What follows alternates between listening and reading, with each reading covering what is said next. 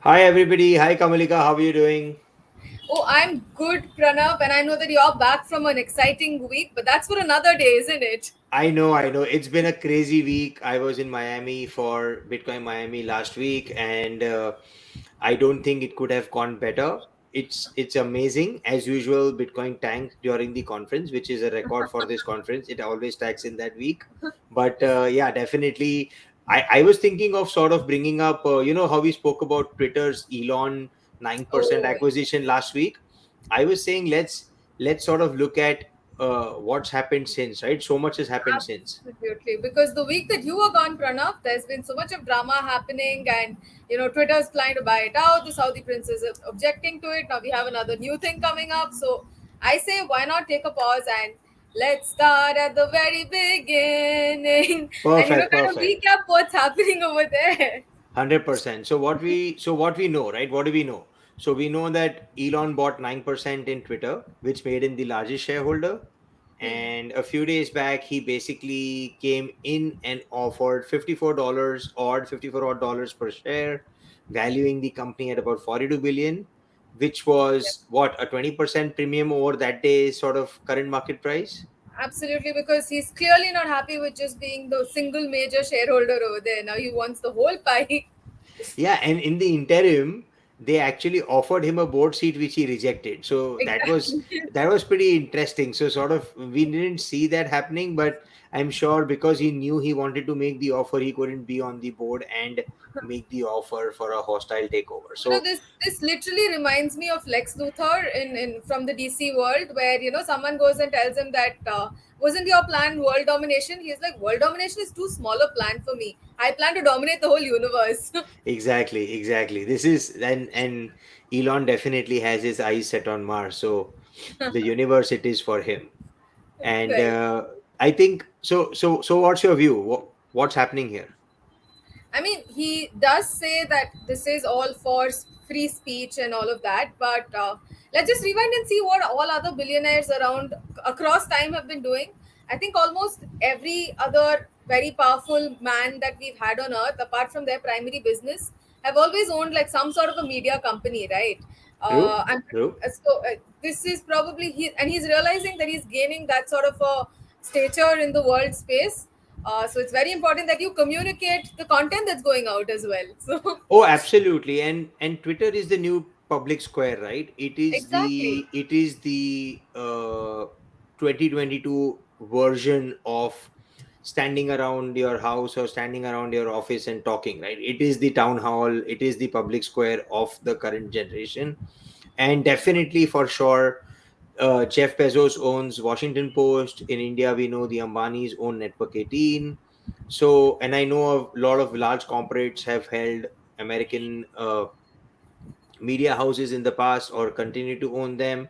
So that definitely is not a new concept. Billionaires and the ultra rich have always tried to control the media by owning it and sort of set the narrative for themselves. very true. I mean, I think that is one of the ways that they can project that they can push out the stories that they want people to cover, right? And we've seen this. I don't think any country does this better than what happens in India.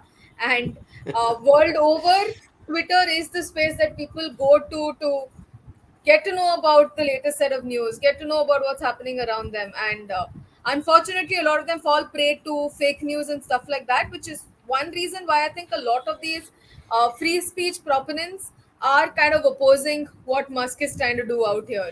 Yeah, it's funny, right? Because I really got so wild and I was like literally laughing my belly off. I was like, how are people who are considering themselves as the upholders of freedom of speech opposing Elon Musk buying it?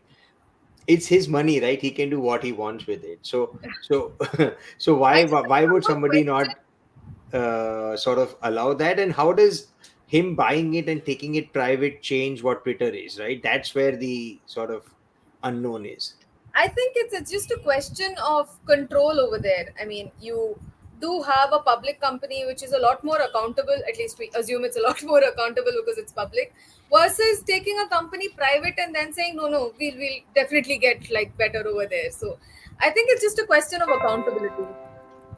Yeah, that's a great point actually, because You're right. The public nature of a company like Twitter does make it more accountable, but we've all had instances where we've not completely agreed with their bans on people or their outright sort of deletion of an account or whatever you want to call it. And that, I think, is where I have a problem with freedom of speech, because if you uphold freedom of speech, you should allow freedom of speech and let everybody say what they want to say, as long as it's not criminally incorrect or legally incorrect.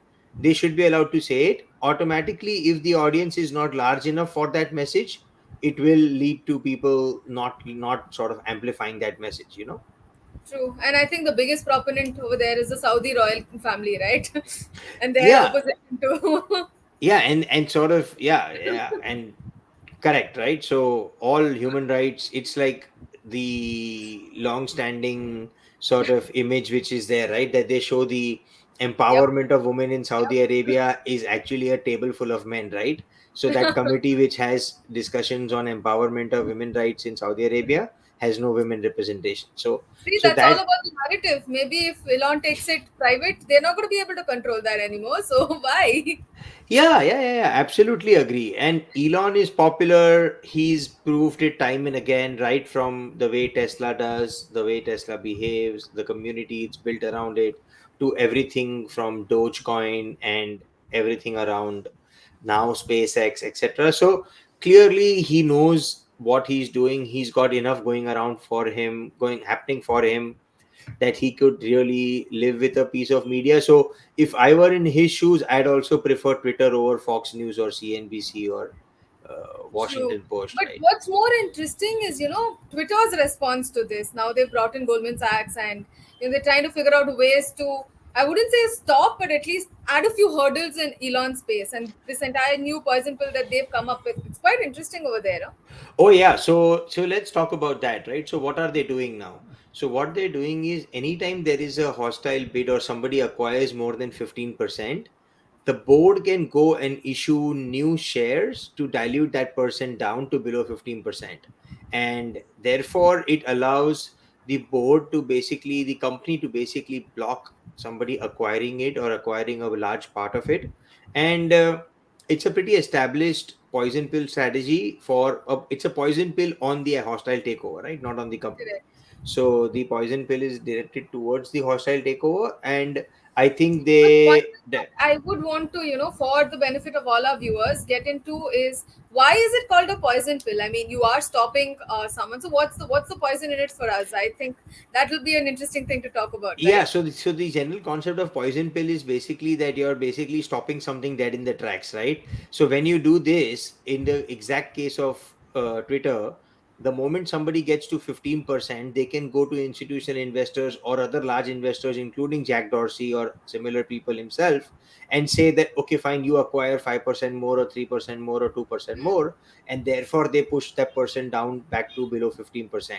And that would then stop them in the tracks, right? Because they would have to keep acquiring more shares. The problem here is that the share price for everybody goes down, because when you dilute 5 more percent, everybody's, and there's no major change in the company's activities or the valuation, the overall share price would fall by 5%. So that's interesting. And the best part was that the board hired Goldman Sachs to advise them, whereas Goldman Sachs' most recent research analyst report was putting it at $30 per share. So they were actually projecting 20% downward movement for Twitter's stock price. And they actually got those guys to come and give them an update on it. But let's see what happens. I think it's an exciting one, and definitely something which would require a third episode from us. And I think right now Musk was wondering why didn't I not take up that voting share board seat that was there. But really enjoyed having this conversation. And thank you everyone for tuning in for yet another episode of Logically Speaking. We do hope to see you in the next episode. But before that, do consider liking, sharing, subscribing because we are still growing and would love to get your feedback on our channel as well. Absolutely. Thank you. Thank you so much for listening, and look forward to next time. Thanks, Kamlika. Bye bye. Bye.